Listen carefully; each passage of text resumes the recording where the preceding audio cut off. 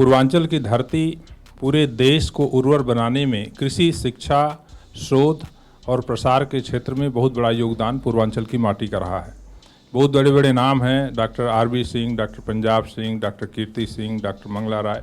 इन लोगों ने इतना योगदान किया जो पूरे देश को कृषि क्षेत्र में अंतर्राष्ट्रीय स्तर पर खड़ा करने में बहुत महत्वपूर्ण योगदान किया। हमारे साथ डॉक्टर नागेंद्र सिंह हैं जिन्होंने राइस जीनोम सीक्वेंस किया, जबकि अक्सर बात होती है ह्यूमन जीनोम सीक्वेंसिंग की। फसलों में पहला जीनोम सीक्वेंस भारत से जो किया गया उसमें डॉक्टर नागेंद्र सिंह ने किया। और भी बहुत साथी हमारे साथ हैं।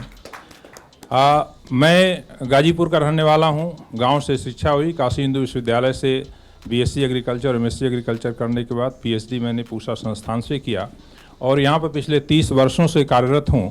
जिस संस्थान में आप छात्र रहे हों और उसी संस्थान में आपको शीर्ष नेतृत्व करने का अवसर मिले, इससे बड़ी खुशी की बात और गौरव का कोई दूसरा विषय नहीं हो सकता है।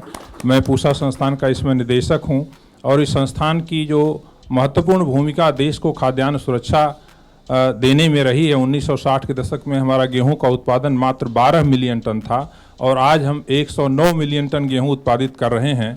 और जिसमें यूक्रेन और रशिया के बीच युद्ध होने के बाद जब सारे देश में गेहूं के लिए हाहाकार मचा तो भारत की तरफ सबकी आस थी और करीब 10 मिलियन टन गेहूं भारत ने पूरे विश्व को उपलब्ध कराया खाद्यान्न सुरक्षा देने के लिए।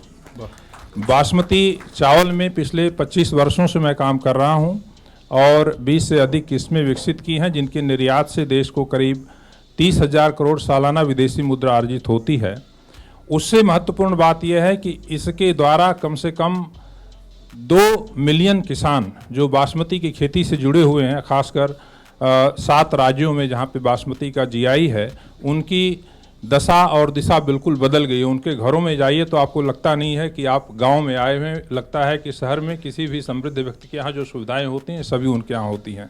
अभी हाल में ही पूर्वांचल के लिए जो मैं शोध कर रहा हूँ उसमें काला नमक, माननीय सांसद जी अच्छी तरह से परिचित हैं, उस क्षेत्र से आते हैं। एक परंपरागत प्रजाति है जिसकी ऊंचाई हमारी ऊंचाई के बराबर होती है, अक्सर गिर जाती है, उसकी पैदावार मुश्किल से 20 क्विंटल प्रति हेक्टेयर होती है। उस काला नमक को उसी गुणवत्ता को बरकरार रखते हुए मैंने अब बौना कर दिया है। उसकी ऊंचाई मात्र हमारी कमर के बराबर 80 सेंटीमीटर की होती है और पैदावार 2 टन से बढ़कर के अब उसकी करीब 5 टन प्रति हेक्टेयर की पैदावार हो गई है। एक काला नमक क्रांति बहुत जल्दी ही उस क्षेत्र में आएगी। 11 जिलों में जिनको भौगोलिक संरक्षण काला नमक का दिया गया है भगवान बुद्ध के प्रसाद के रूप में। बहुत बहुत धन्यवाद अवसर देने के लिए।